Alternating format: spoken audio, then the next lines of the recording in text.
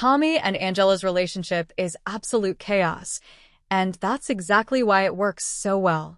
On paper, they should make sense. They bicker, they misunderstand each other, they push buttons like it's a competitive sport. And yet, somehow, every time they're on screen together, there's this undeniable warmth that cuts through the madness.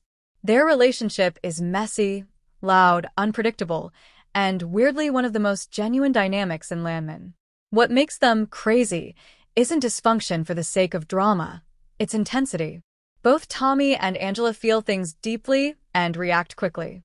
Neither one is good at bottling emotions, so everything comes out in real time. That leads to explosive arguments and eye-rolling exchanges, but it also means nothing stays buried for long. There's no passive-aggressive silence between them. If something's wrong, you know it immediately. At the same time, that openness is exactly what makes them so cute together. They don't pretend to be perfect. There's no polished, idealized version of marriage here. They tease each other, challenge each other, and call out nonsense the second they see it. Angela especially refuses to let Tommy hide behind his work or his ego. She sees him clearly, flaws and all, and loves him anyway. Tommy, for his part, may act exasperated, but it's obvious how grounded he is by Angela's presence.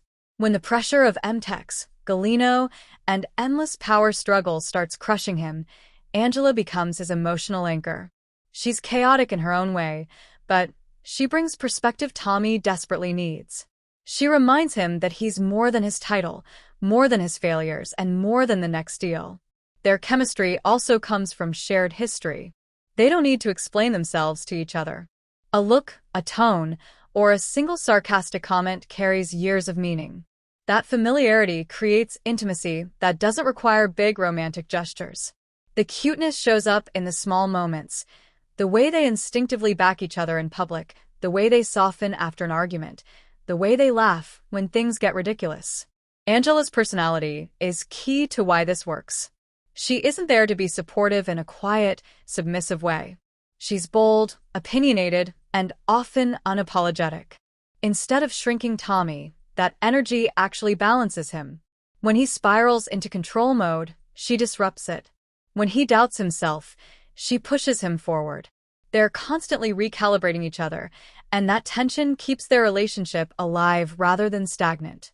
What's also refreshing is that the show doesn't treat their chaos as something that needs fixing.